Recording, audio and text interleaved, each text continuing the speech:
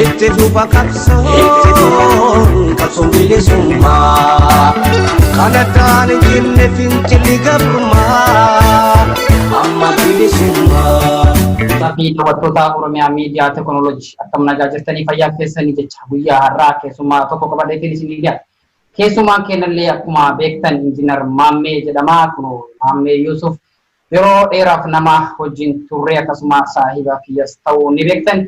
Yaa ta'u yeroo amma kana waa'ee Oromiyaatii fi Oromiyaan maal jirti jechuudhaan kan guyyaa har'aa keessumaa qabadheetiin isinii dhiyaata. Keessumaan keenya mee hadda karaa Oromiyaa Miidiyaa Teekinooloojiitti dhiyaattee akkasuma sagantaa keenya wajjin fudhachuu keetiif dhaggeeffattootaa fi maqaa dhaggeeffattootaa fi daawwattoota Oromiyaa Miidiyaa Teekinooloojii ulfaadhu horii isin jechaa mee hayyoota keenyaanis wal bariisin jedhu.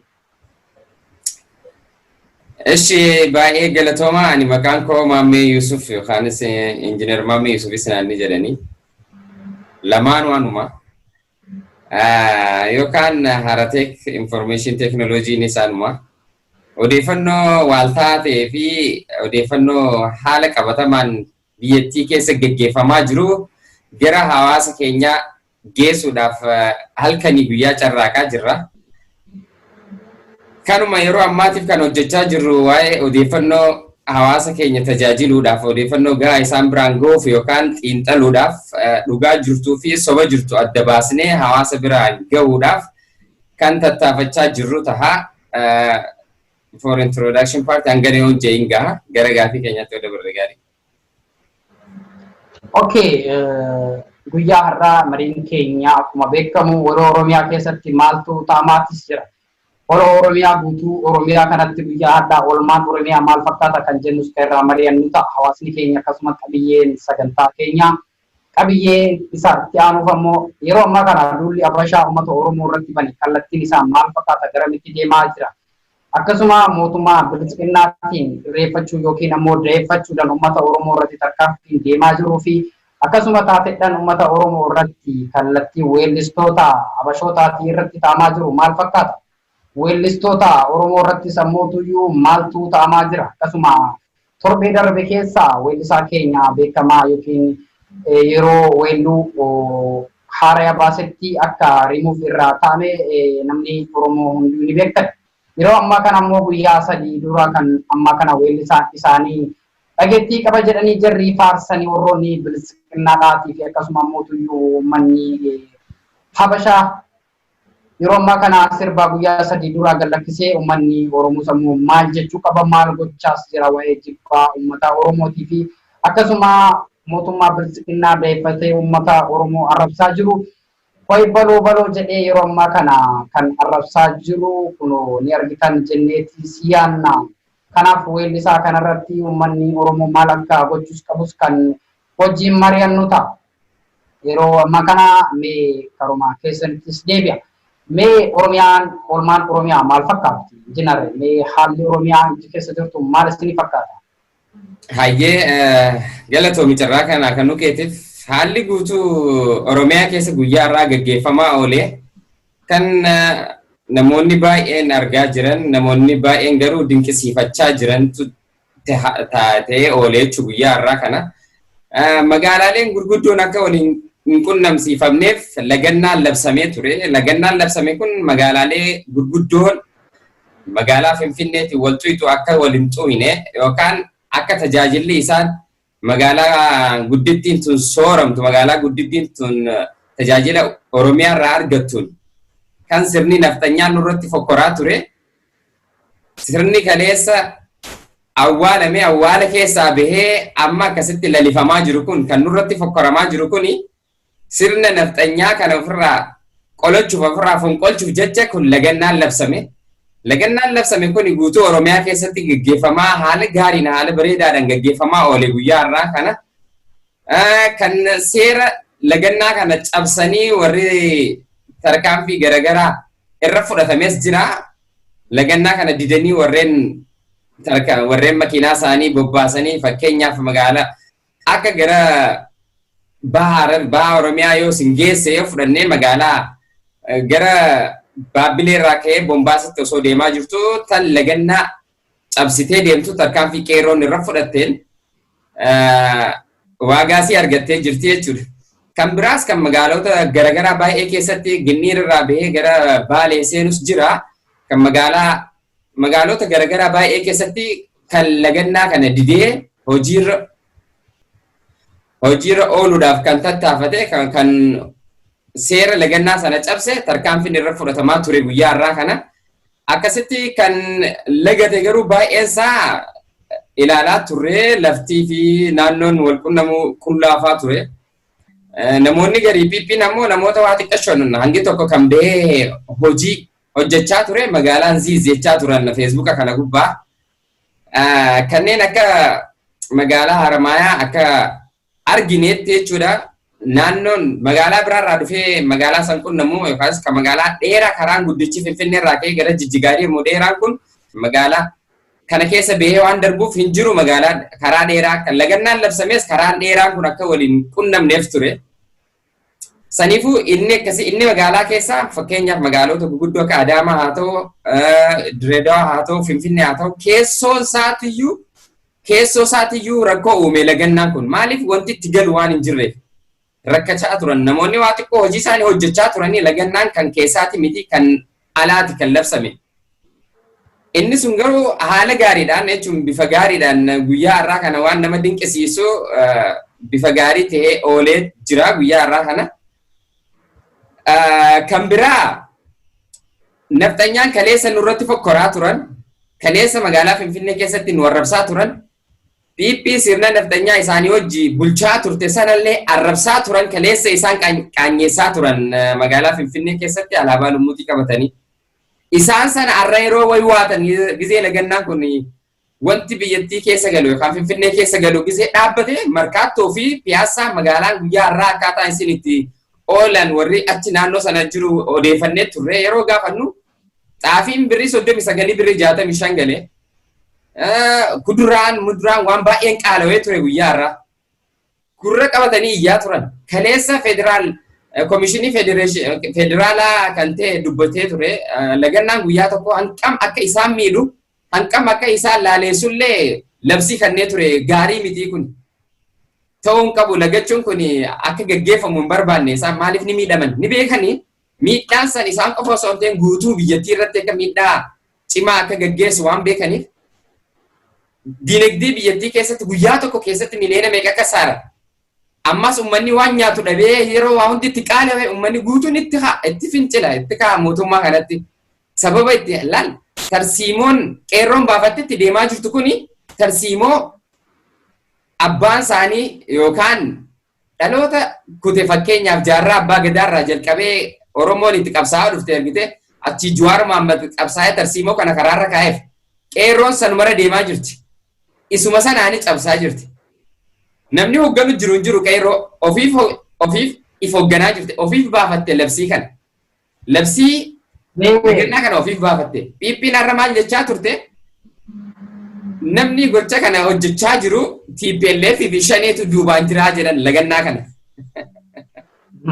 Namatti hirkisan dhaban sii galee. Namatti hirkisan dhabnaan lagannaa kana kan harka keessaa qabu diina keenyaa jedhan diinni isaanii yeroo mara shaneedhaa fi TPLF dha amma kan dabalameef maqaa balleessuu jaallatu TPLF maali shanee mee akkana jedhu Profeesar waan tokko mee haalli yeroo kanarratti fakkeenya qeerroon tarkaanfii kana fudhachuun isaanii baay'ee yeroo ammaa kana kan dinqisiisaa jiru yaa ta'u mee qeerroo yeroo ammaa kana keessatti tarkaanfii akkas fudhatan qabeenyota yeroo ammaa kana keessatti babbadeetu jira. Fakkeenya konkolaataa Baabbilee irraa akkasuma Roobee Baalee irraa karaa magaalota garaagaraa osoo qunnamuuf deemu konkolaataan caccabee jira. Akkasuma konkolaataan qilee dhaabbatee jira. Mee kanarratti tarkaanfii qeerroon fudhachaa jiru kana hoo akkamiin ilaaltan? Tarkaanfiin qeerroon fudhachaa jiru kun sirriidha moo? Akkasuma abbootii qabeenyaa hoo mee qabeenyaa keessan guyyaa sadi dura labsaniifis turan qeerroon Oromiyaa guutuu ummata Oromootiif akkasuma ummata Amaara ta'ii fi maalis osoo addaan hin baasin guyyaa nuti pirogiraamaa yookiin ammoo tuyyuu guyyaa nuti hiriira irra qabanne kana keessatti yookaan konkolaataa keessan geejjibaaf kan walii gad ergitan ta'e bakka jirtanitti yoo dhaabatin tarkaanfii irra fudhannaa jedhaniiti labsaniis turan. Labsii kana diddaadhaaf bahanii guyyaa har'aa tarkaanfiin akkas kan argine sun yoo ka irra fudhatamu yoo ta'e mee kaafanii fakkeenya ta'an yaa ta'u ammoo ummata kanaanoo maal jettanii qeerroo tarkaanfii kana fudhataniinoo itti fufuu qabdan jettanii immoo waan kun laalamee jettanii. Yes, sirriidha gaaffii kee kami beektaa qeerroon osoo tarkaanfii kana fudhatin dura akeekkachiisa kennaa turaniif nama san maqaadhaa waliin makiinaa san taargaadhaa waliin poost godhanii of eeggadhu waan kanarraa yoo taa'u baatte tarkaanfii sirratti gaggeeffamu tarkaanfii sirratti fudhatamuuf mataa kee itti gaafatamummaa fudhattaa jedhanii turan. Dubbachaa turan itti himaa turan. Dideeti kan ka'ee harkuma isaatiin of dhawe jechaa harkuma isaatiin balaa ofirra geessise jechaadha. Yeroo itti himamee taa'uu qaba ture. Sigalee itti himamee himan didduu maaliin didduu jedhan akkasitti tarkaanfii akkasii irra fudhatte. Qeerroo jechuun jaarmeyaa miti. Qeerroo jechuun nama diinni silaa qubatti qabee qeerroon nama kana jettee tarkaanfii irra fudhattu miti. Guutuu Oromiyaa keessatti dargaggeessi qeerroodhaa dargaggeettiin qarreedhaa lamaan isaanii kan fuudhee fi kan dargaggeessi osoo hin fuudhinii fi kan fuudhees qeerroo fi qarreen lamaan guutuu Oromiyaa keessa jiran hundi qaama qabsoo kanaati qaama qeerrooti. Kanaaf hundi giseenii fi tarkaanfii akkasii fudhate mootummaan namatti quba qabu dhabe. Achumaan firraa maqaa waan dhabeef jaarmee maqaa itti qabee itti gaafatamummaa san fudhatu yookaan qabee paanishmentii irra gaggeessu waan dhabeef akka reefuu si kaasanitti TPLF fi shaneetu duuba jiraa jedha. Yeroo qabsoo qeerroon waan namaatti hin buutu itti bu'uuf dura jechaadha. Miidhaa isaatii fi faayidaa isaa dursitee beekti. Qeerroon qabsoo kana yeroo hoogganaa jirtu bu'aa isaa hin beekti. Miidhaa isaas hin beekti. Anammoo kan na gubu tokko wayii jira. Kan magaalaa Ginniir keessa gaggeeffame namoota qabanii hidhanii mana hidhaa keessatti namoota koroonaadhaan qabu nama hanga qabu qabanii osoo beekanii keessa galchan. Namoonni sana namoota hidhaa jiru sana hunda gaddaafe namoota meeqa qabame 48 moo namoota baay'ee. Qabamee dhukkuba saniin faalan akkas jechuun maal jechuudha namoota koronaa qabu tokko yoo fidan namoota qabanii osoo badii tokko ragaa tokko ittiin qabaatin yakka kana hojjette jaanii seeraaf osoo hin dhiyeessin qabanii mana hidhaa keessa kaayanii mana hidhaatti koronaa fidanii isa faaluun nama sana faaluun jechaadha. Bifa qawweetiin nama sana ajjeesuutiin garaagarummaan qabu. Nama sana ajjeefte jechuun koronaa fiddee mana sana keessa jechuun ajjeefte jechuudha gara biraatiin. Hidhaa kana jechuudha si galee heddumina keessa mootummaan kuni namoota yoo nan hidhatee namoota 100,000 hidhee hin danda'u. 100,000 sooruu hin danda'u jechaan nyaataaf dhugaatii isaanii hin danda'u. Iddoo itti hidhuun qabu nama 100,000. Sodaachisuuf garuu namoota hidhuudhaaf iddoonuu walanqatee jennaan ka'ee mana barumsaa mana hidhaa godhee itti fayyadamaa jira. Mana hidhaa godhee yeroo itti fayyadamaa jiru kana keessa garuu namoota baay'eetu miidhama yeroo kana. Maaliif yeroo koronaati. Saniifuu qeerroon ani dhaamsaan asirra qabuu fi qeerroon tarsiimoo lagannaa amma baafatte kun waan gaarii waan baay'ee maaliif qabeenya namaatti hin bu'an akeekkachiisan malee lammaffaa immoo ofii hin mul'atan iddoo sanitti yoo karaa cufan yookaan daandii cufan yookaan badii tokko gaggeessan hin mul'atan isaan halkan hojjetan dhabaman akka qabsoo riphee lolaa beekta miti. Gorillaa faayite jechuudha bara. Akkas bifa saniin deemaa jiran jecha. Amma yoo hojjetan jechuudha karaa yoo cufan halkan keessa cufan namni isaan arguu hin jiru.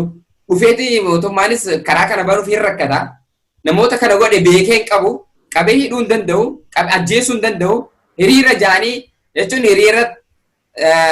hiriira nagaa baatee hiriira irratti qawween dhukaafamtee ajjeefamta. Kanarratti garuu hin ajjeefamtu. Mootummaan amma kanarratti nama sana argee qabuu hin danda'u, hidhuu hin danda'u, ajjeesuu hin danda'u. Maaliif gocha kana dho'isatti kan raawwattu qeerroon? Saniifuu ani qeerroodhaaf dhaamsi koo tarsiimoon baafattee deemtu kun sirriidha. Tarsiimoo bareedaadha itti fufiin jedhan. Mee waan kanarratti fakkeenya yeroo ammaa kana qeerroon Oromiyaa jiruu fi qeerroon waloo Oromiyaa guutuun yeroo ammaa kana keessatti tarkaanfilee garaagaraatu jira. Tarkaanfileen Oromoon itti jirtu keessaan qeerroo Oromoo itti jirtu keessumaanuyyuu amma tarsiimoon kun halkannoo ta'uu qabaa jedhanii kan yaada isaanii ibsachaa jiran. Maaliif tokkoffaa qeerroon Oromiyaa jiru akkuma ammaa kaasuuf yaalte kanatti qeerroon Oromiyaadhaa guutuu Oromiyaa keessa jiru. Tarkaanfii nuti fudhachaa jirruu fi tarkaanfiin deemamaa jiru yoo ka mootummaan kanaan chaalenji godhee qeerroo keenya akka dha'u ta'e tarkaanfii itti aanu maal gochuu qabnaa waan jedhu qaban. Tarkaanfii kanaaf mee akkamitti jijjiiruu fi danda'an hayyoonni keenya hoo akkam jettee yaadda akka qeerroo tokkootti fakkeenya naannoo Dodolaa irra magaalaa Dodolaa irra namni na barreesse tokko maqaan isaa akka dhaamuun feene maal jedhee barreesse nuti yeroo ammaa kana keessatti akkuma qeerroon jirtu basaastuunis jirti. Akkuma mootummaa kan jibbu jirus ka jaalatus jira. Kanaaf ammoo tuyyuu qeerroo fakkaatee ammaa kana bahu ka galgala deebi'ee qeerroo bakka isaan oolaniif akka isaan itti oolan eerutu jira. Kanaaf ammoo tarkaanfii kana eenyutu hojjeteef maaltu hojjeteef halkan akka nu ta'u barbaannaa jedhanii kan barreessanii yaada isaanii nuun gaatan jira. Mee sagalee ijoollee kanaa qilleensarra oolchuuf asumaan gaafii godhee kan si gaafadhu mee maal ta'uu qaba akkamitti deemuu qaban yaada kana hoo akkamitti deeggarta akkamitti ilaalta mee ati akkanaa yeroo tokkotti. Eeyyen isuma qabsoo jalqaba qeerroon baafatte keessatti jechaadha. Namoonni isaan basaasanii fi poolisoonni akka isaan hin arginetti jaame kana raawwatan sii galee akkas jechaan yeroo waan sana hojjetan namni isaan basaasu. Isaan keessa waan jiruufis of eeggannaadhaan akka godhan maaliif kan nama nyaatu nu keessa jiraa jedhee Hacaalu. Isuma Oromoo kana keessa bitamaan jiraa, isuma hiriyaa kee kana keessa bilisiginnaan jiraa, kan sirna PP sirna naftanyaa lallisu nift lallisu jiraa. Isa sana ofirraa eeguudhaaf beektee nama amantu qofa qeerroodhaaf dhaamsikoo nama amantu nama qabsoo tana dhugaadhaan waliin tarkaanfachiisu si waliin tarkaanfachiisu nama dhugaa hin beektaatu nama san adda baafadhuuti nama sana waliin qabsaa'e nama garaadhaaf jedhee si ganuu ofirraa eegin jedhan nama garaadhaaf jedhee si gurguru qoradhu ofirraa eegi hiriyaa godhachuu keetiin dura waan hojjettu nama waliin hojjettu waliin nama waliin hojjettu filadhu filattee kaateeti nama sanii wajjiin namni kun na kanna nan kannu yookaan namni kun nama dhugaati nama Oromoof yaadu nama garaati miti jettee erga adda baafatte booda tarsiimoo akkasii sana dho'isaadhaan waliin hojjetta. Tarsiimoo lammaffaa immoo gaafii keessa lammaffaa qabxiin itti aanu lagannaa kana booda maalii wanti jiru sana immoo akkuma ifiif baafatanitti guyyaa sadiirraa jalqabeeti kun hagayya 27 jalqabee jechuudha. Akka lakkoofsa Awurooppaatti immoo har'a guyyaa 3 ture. Har'arraa jalqabee kan itti fufu hanga guyyaa hanganaatti jedhame hanga qeerroon bu'aa lagannaa kanaa arganii waa lama callaa jedha. Takka Jawaarfaa fi hidhamtoota siyaasaa hunda isaanii baasanii gara qabsoo kanatti maku. Yoo ta'uu baate garuu biitti tun hin diigdi hin jigdi. Yoo jigde garuu waan qabatan dhabu. Akkas jechaan TPLF humna waraanaa gahaa qabdi. Waraqaa isaan kaleessa barreessanii itti ergan federeeshinii irraa fudhachuu didanii filannoodhaaf qophaa'aa jiranii isaan tuffatanii jiran jechuudha. Mee Tigraay takkittiin isaan naannoo 9 jechuudha naannoo 8 Tigraay naannoo 8 miti. Isaan kana guutuu tuffattee waan isaan jaanii baasan jechuudha. Fudhachuu diddee ofitti amanamummaa qabduun argite filannoo sii gaggeeffachuu jechuun maali? Mootummaa kana kufaatii isaatiif.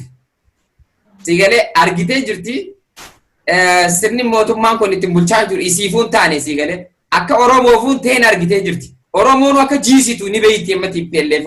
Maaliif TPLF Oromootu jiisee achitti isii galche. Saniifuu kunis waan Oromoo fayyada waan Oromoo bu'aa buusaa waan hojjechuutti hin jirreef akka kufuu hin beektiisi. Maaliif kan Oromoof hin ta'in saba biraatiif hin ta'u kan Oromoof hin ta'in saba nafxanyaa gammachiisuuf qofa osoo hojjechuu jiru ofiifuu dirreetti hafu jira jechaadha mootummaan kun. Saniifuu qabsoo tarsiimoo itti aanu qeerrumarraa dhageeffannaa jechuun hin baafatan isaan dhageeffadhaa feesbuukaan wal hordofaa nutis odeeffannoo arganneen isin biraan geenya. Tarsiimoo itti aanu maaltu ta'uu qaba bu'aa kanaa guyyaa 3 booda yoo itti himne gaarii. Guyyaa dhaggeeffattootaa fi daawwattoonni Oromiyaa miidiyaa teekinooloojii akkuma dhagahaa jirtan kunoo guyyaa har'aa keessummaan keenya sagantaa hedduu qeerroon itti jiranii fi waan qeerroon guyyaa har'aatti oolmaa guyyaa har'aa kan qabanneef isinii dhiyaannee jiru. Sagantaan keenya haga dhuma sagantaa keenyaatti ammas nu faana turaa jenna. Akkasuma keessummaan keenyas kunoo nu faana jiranii sagalee keessummaa keenyas ammoo kan qeerroon irraa waa hubata. Akkasuma namoonni wantoota garaagaraa waan yaada isaaniirraa waa baratan jenneetti si'an. Mee kanatti aansuudhaan akkuma amma waan kana kaasaa turretti mee tarsiimoon qeerroo ammaa kana yoo ta'e waa'ee yeroo ammaa kana artistoota keenya irratti deemaa jiru.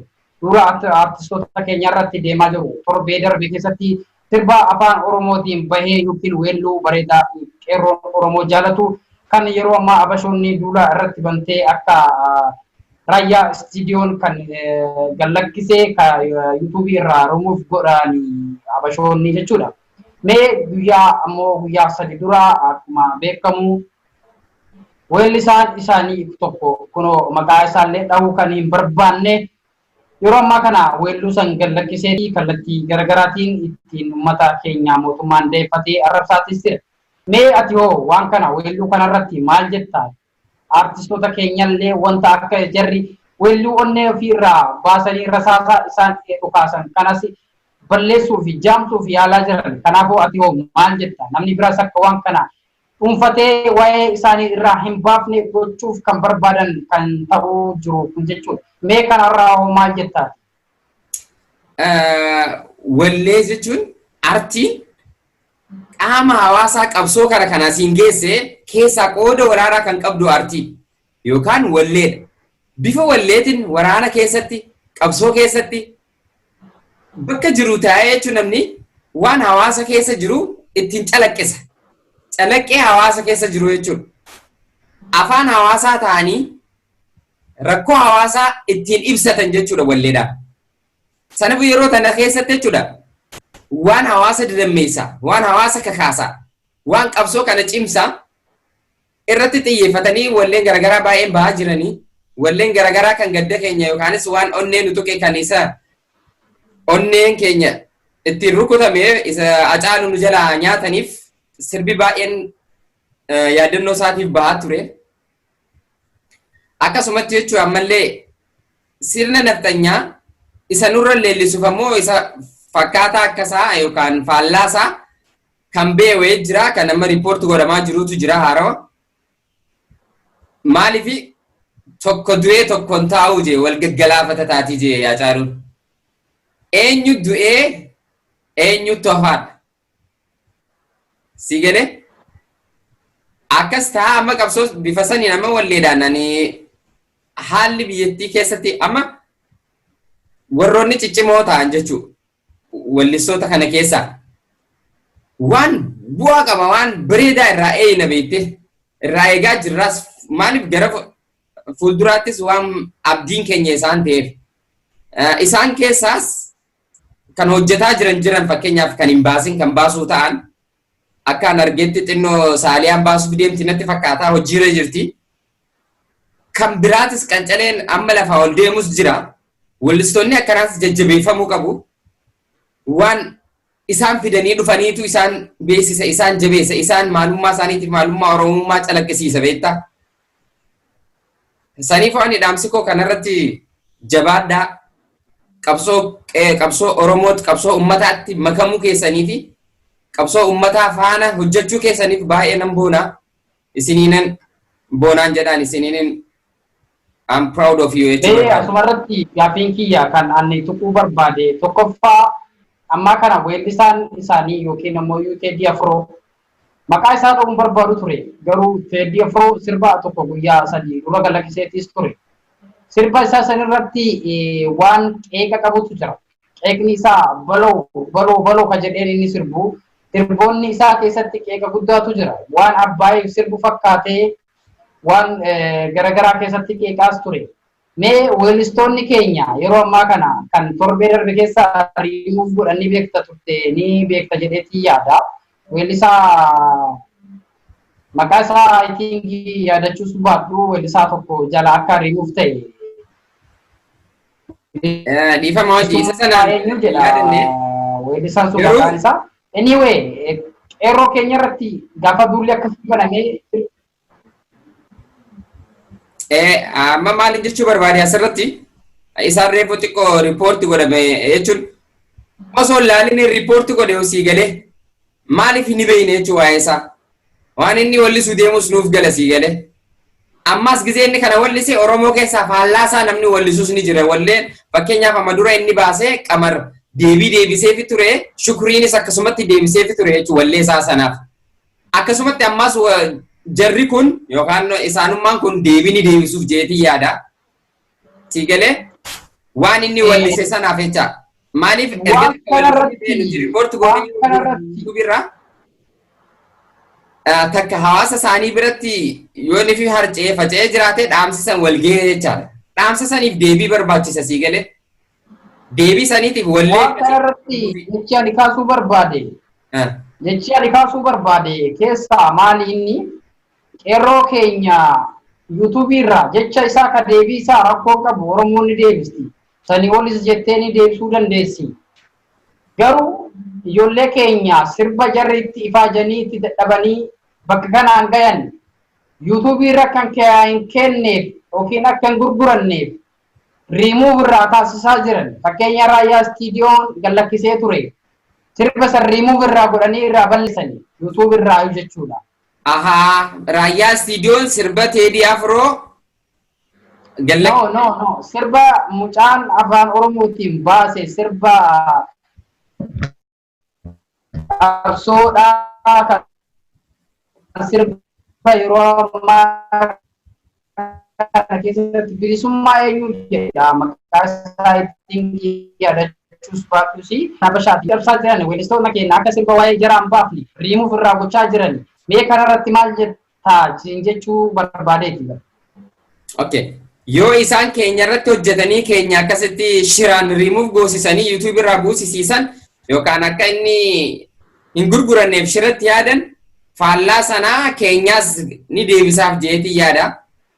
Akkuma isaan keenya akkas godhanitti nuus kan isaanii akkas goonee fi deebi harki faraqa walli tokkoof tokko goonaa jecha. Nuti ittiin buunu kan isaanii garuu yoo isaan nutti bu'an nutis itti buuna jecha. Kanarratti qeerroo hoo maal jettanii mee dhaamsi qabdan maali? Qeerroodhaaf dhaamsi ani dhaamu sirbi sirbamu waan wallifamuuf waan sirbamuuf qaba. Dhaamsa dabarfachuu qabu dhaamsa dabarfachuu fedhu qaba abbichi wallise san. Sanaafuu dhaamsa sana jechuun akka nurratti hin fiine zamana amma qeerroon ittiin bayyanattee jirtu kanatti ilaalcha fedhe yoo wallisee ilaalcha san namni fudhatu hin jiru bara. Ilaalcha maandinnatii sirna naftanyummaa sirna dur Minilik faarsisan amma nurra faarsuu hin danda'u akka dursanitti. Amma thank you technology, thank you social media, Facebook, YouTube hunda thank you jechuun hin barbaada. Maaliif ni beektaa? Akka dursanii miti amma. Amma likkii isaan gachuu dandeenya. Maaliif Facebook irraa report goonee buusuu dandeenya. YouTube irraa report goonee buusuu dandeenya. Akka hin dalaganne gochuu dandeenya. Maaliif yoo nutti bu'e yoo nu miidhe nuti bara isaan hin miidhu bara. Yoo kan nu miidhan taate garuu jalaan hinus nu hin callifnu jechuudha. Mee akka dhaamsa qeerrootti yeroo ammaa kana kan isaa irratti riippoortii gochaa jiran riippoortii gochaa jiru uummanni Oromoo hedduun mee karuma asuma karaa miidiyaa kanaan waati yoo maal jettaa wanti kun itti cimuu qabamoo qeerroon Oromoo irraa deebuu qabaa jettee ilaalta waan kun amma riimuuf gochaa jiran qeerroon Oromoo riippoortii godhanii hedduun namaa galchaas jiran mee kanarratti maal jettaa? Isa qeerroon riippoortii gochaa jirtu kanarratti moo? Kunummaa sirriidha kan gochaa jiran kun sirrii haa godhanii maaliifi yeroo kana keessatti waan akkasii sirbamuun qabu ture sii galee. Inni sirbisaa duruu nuuf gala sii galee waan tokko gizeeni fi akki jaanni beektaa. Gowwaa dhayiitti miyaaqila cinaa kaa ijaan inni galaafi. Akkasin nuuf gala waan inni wallisuuf sii galee. Sanii fi qeerroon wanni riippoorti godhachuu jiraniif yookaanis wanni tarkaanfii akkanaa irra fudhachuu jiran sanaaf sii galee. Hin beekti jaarraa kana keessatti namni shawwadamu namni gurguramu namni gabroomuuf hin jiru sii galee. sirna isaanii sana namuu irra baree jira.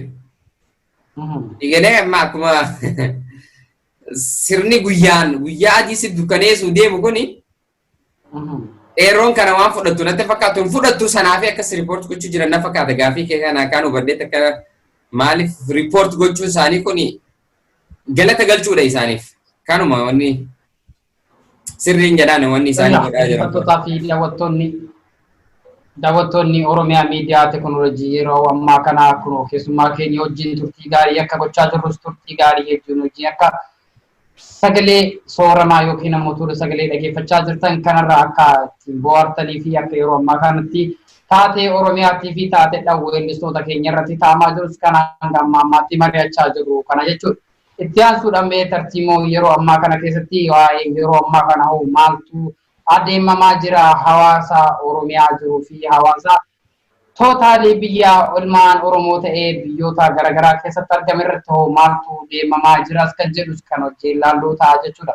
Mee itti aansuun gaafiin kiyya itti kan dubbii xumura waan hanga ammaatti kaasii yoo qabaatanii tarii kan kaastan osoo hin kaasin bira dabaruu kan hin fedhe yoo jiraate itti dabaruu dandeettan asumaan. Xumureerraa wanni itti dabalu yoo jiraate ani qabsoo lagannaa arra jalqabame kun baay'ee na boonsise beekta. Baay'een itti boone ittiin gammade yeroon argu guyyaarraa baay'ee na boonsise bifuma kanaan yoo itti fuftee mootummaa kana amma lafa qabachiisti jedhee namana. Eegale maali beektaa gabrummaan cunqursaan ilmaan naftanyaa namarratti oofan namarraan geessisuuf deeman kan Amaaraa kililii keessa ta'anii poolisiin Oromiyaa nageenya eeguu dadhabdee jedhanii poolisii Amaaraa fidaniiti nurratti kaambii ijaarratanii nu bulchuuf yaadan sana qeerroon kana jala kuttee daftee jechaadha kanaan mootummaa kana argitee gara inni deemu argitee tarkaanfii ofii baafatteen isa kana lafa qabachiisu deemti. Duraanis nuyi kan aangoo kana harka kaa'ee kan qabsoo kana fuudhee mootummichuma kana masaraa 4 kiiloo kan galche nuti ammas kan achi keessaa baasu nuti jetti qeerroon. Akkas jechuudha dhaamsi koo dhumarratti filmaanni mootummaan san qabu dafee amma waraana banuu deematti PLF wajjin walii gaarreeffachaa jiru sii galee. Amma osoo achiis waraana itti banamee keessaayes itti banamee dirree hafuutaa qullaa hafa sii galee. Osoo achi hin geenye dafee amma fedhii uummata Oromoo kana dafee guutuu irratti hojjechuu qaba. Akkasuma fakkaata amma mootummaan kun akka hojjetu qabsoo kana dura kan isa nyaatu kana kan keessoo kan Oromiyaa kana hojjechuu qaba. Kana sirreessuu qaba sii galee. Hidhattoota hidhe hunda dafee hidhaa baasuu qaba. Maaliif koronaa jecha? Maaliif fixuun qabu? Mirgi dhala namaa eegamuu qabu. Lubbuu nama tokko ajjeefamuu qabu. Eegjaame namni mana hidhaa keessatti du'uu qabu. Filmaanni jiru qabsoon qeerroon gootu kuni hidhattoota siyaasaa hunda Jawaarraa jalqabee hanga gaxaanaa jiru hunda isaanii hidhaa baasisuutti hanga walabummaa isaanii argamsiisutti qabsoon waan itti fufuufi irraa waan hin dhaabbanneef mootummaan dafee gara furmaata waan kanaa ta'u deemuu qaba jeetii yaada. Kanuma dhaamsi koo dhumarratti. Hanga ammaa kanatti sagantaan keenya kan hanga ammaatti goone kanumaan goolame.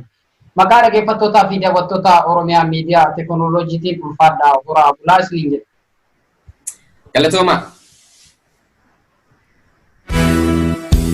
Goto wani gamna gameeyyota jarraan abbukato mirga abba qabsaa'otaan lal jarraan jarra abbaa gadaa yaaba eessa namoo leenca koo.